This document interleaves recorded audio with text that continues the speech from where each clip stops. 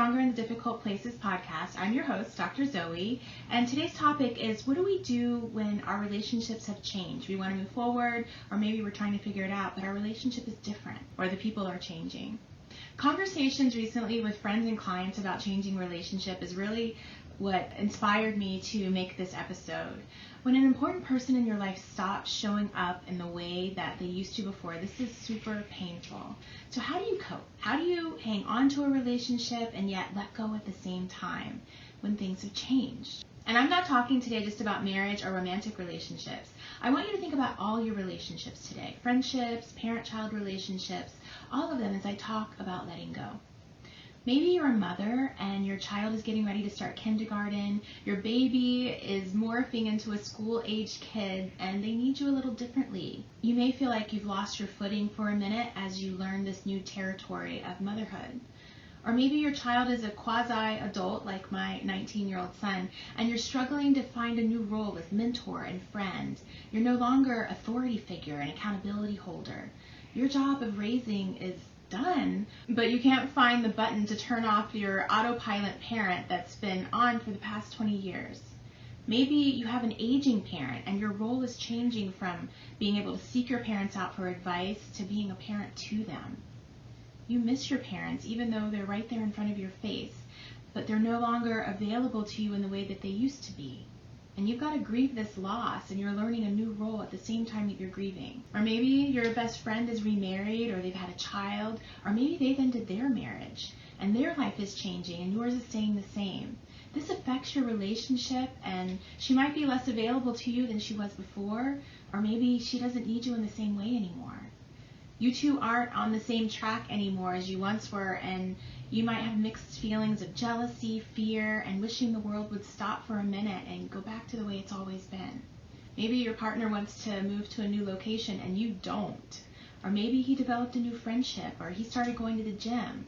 See, small and big things can throw your relationship off kilter. I remember my best friend Rosie's reaction to my pregnancy after we had shared 2 pregnancies with my first 2 sons and her first 2 daughters. And I told her I'm pregnant. And her reaction was, I just can't have another baby right now. As if I expected her to share this 3rd pregnancy together. I didn't. But we had before, and now our worlds were diverging. And we had to pivot. I remember mentioning my pregnancy to her from time to time over the course of my pregnancy, and she would make an offhanded comment sometimes like, oh, I keep forgetting you're pregnant.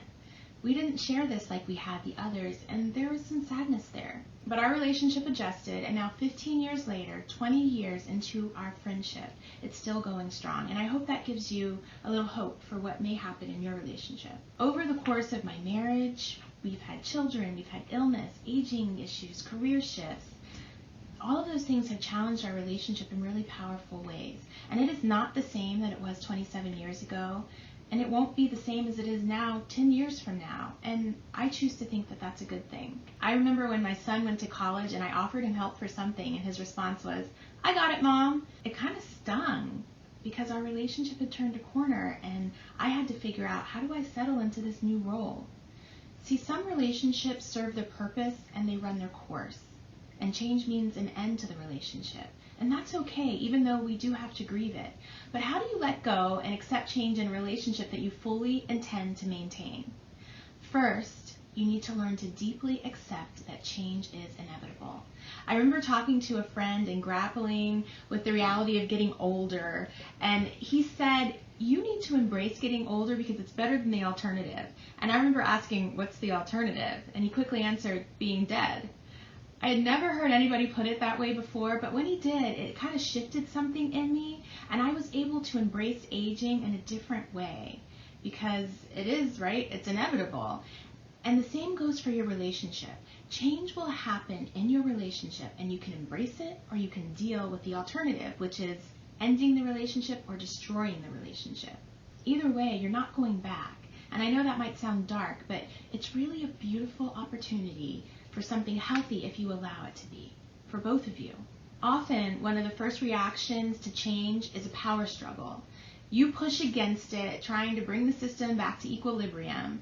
See, anytime there's a change in a system, and your relationship is a system, the unchanged parts of the system react by trying to pull the system back to equilibrium. So what does this look like in your relationships? It looks like a power struggle. Your reaction is often to assert yourself more. You push your wants and your needs on the other person to make them fall in line like before, but what happens is the opposite. They push back. And now your relationship is firmly into that first stage of change, power struggle. And power struggles suck. You might argue, or you might give the silent treatment in an effort to bend their will or express your stance. And you often don't say the real necessary words like, I'm scared. I don't know how to do this new role. I'm sad, or I miss the old us. Instead, you blame, or your feelings get hurt, and then distance grows. But you can do something different. You can accept that you are seeing your child, your partner, your mother, or your friend differently, that they're changing, and you're learning more about them as these changes happen. It's okay if there's a part of you that's repulsed or put off by this new lens that you're seeing them through. That's normal, and it's a result of a shifting view. It's okay to not like who they are for a moment or a long time. The key ingredient to navigating the change in relationships is a decision that you will accept the person in front of you, that you won't try to change them, and that you will give them space to grow even if it isn't in the direction that you'd like, and that you'll put your faith in God, not people, even those people that you love dearly. Instead of focusing on change, focus on understanding them better, because all behavior makes sense in its context. There is a perfect kind of explanation if you look at their journey from beginning to end on why they are changing in this moment.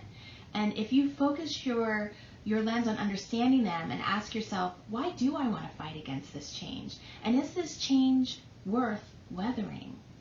Sometimes, like with your child, the answer is a no-brainer. Of course it is. You're not going to stop having a relationship with your child. But sometimes it may take some soul searching.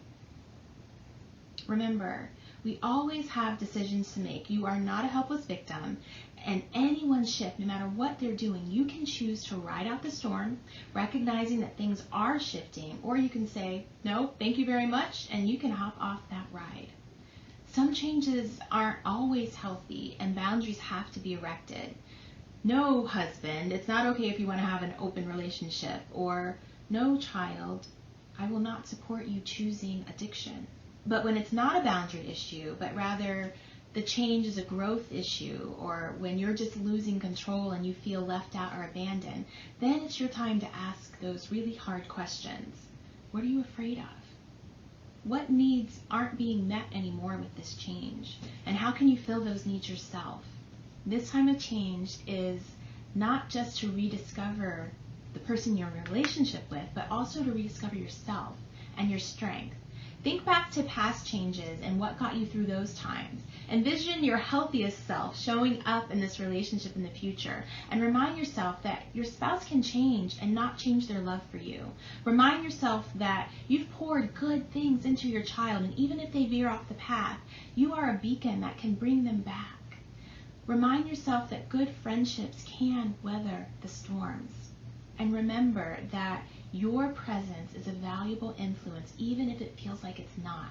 You can choose to be your best cheerleader as you walk through these changes. And last, be kind. Be kind to yourself as you grieve the loss of change. All of your feelings are good, and the less judgment on yourself, the better. And be kind to the person you're in a relationship with as you accept the things that you'd rather not accept. Be kind to others also who might be weathering this change along with you.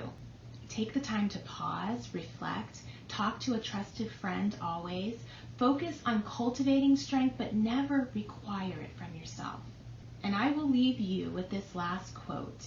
Any change, even a change for the better, is always accompanied by discomfort. That's an Arnold Bennett quote. And remember, we're fixing you. We're not fixing them, and that changes everything. You've got this. Thank you for listening to Stronger in the Difficult Places. Subscribe so you don't miss an episode, and I will see you next week. Have a strong week.